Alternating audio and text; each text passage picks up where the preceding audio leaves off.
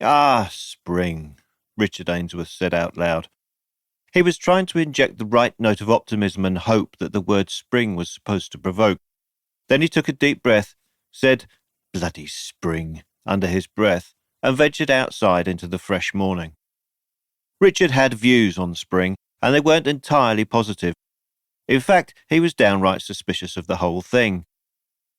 Spring was a man-trap which rolled around once a year, looking to catch the optimist off guard with its promise of regeneration and new life. As a rule, Richard was quite some way down the street from optimism, but was wary nonetheless. It was a glorious, warm day, but as if guarding against an enemy, Richard kept his jumper on over a buttoned-up polo shirt, muttering to himself under his breath as he pulled on his stiff Wellington boots. It wasn't that he was against regeneration and new life per se, just that those things brought with them the burden of responsibility and inevitably back-breaking hard work. Every year. Every year. Like clockwork, the bleak Folly Valley winter would just suddenly end, and within the space of what seemed like hours, new shoots, rampant and vigorous, would sprout everywhere, going off like floral fireworks. Weeds would grow through his gravelled driveway literally before his eyes. His Leylandi hedges would break free of their finely edged shackles and look like an untrimmed beard. And the grass. Oh, the grass, he moaned. That would need cutting on an almost daily basis. He had, of course, tried to embrace the recent fad of leaving your garden to grow wild, thereby encouraging nature to look after itself and promote the insect population. But it wasn't his style, and wasn't necessarily his choice to make anyway. He ran a high-end B&B, a posh chambre d'hôte, and generally his clientele liked their nature to look shipshape, its borders smart, and its insects preferably at somebody else's arm's length.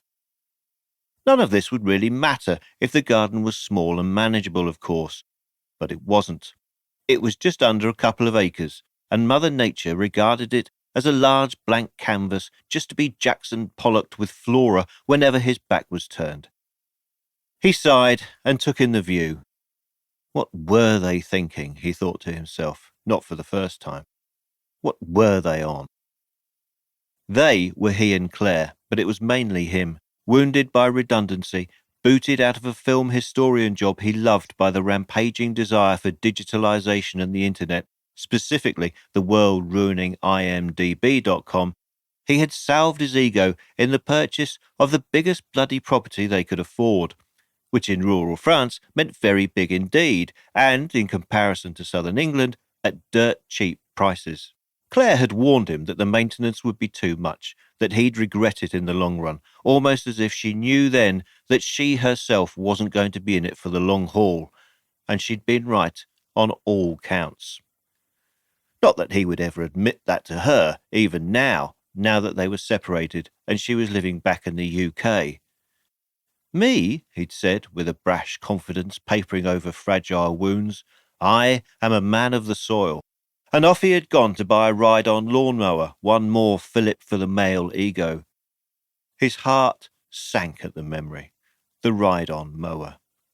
His enthusiasm for the machine had lasted perhaps 2 of the early spring cuts. It was the most uncomfortable contraption he'd ever ridden, and after a couple of hours of admittedly rapid grass cutting, he'd stagger off the thing and feel like he'd spent the afternoon trapped in a tumble dryer. Claire had been right about that too.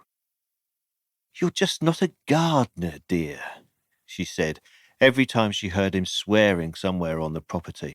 "You don't have green fingers."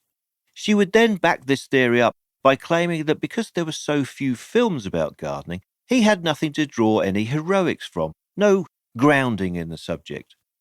She would then turn the page of whatever glossy magazine she was perusing and take a triumphant sip of an early evening cocktail.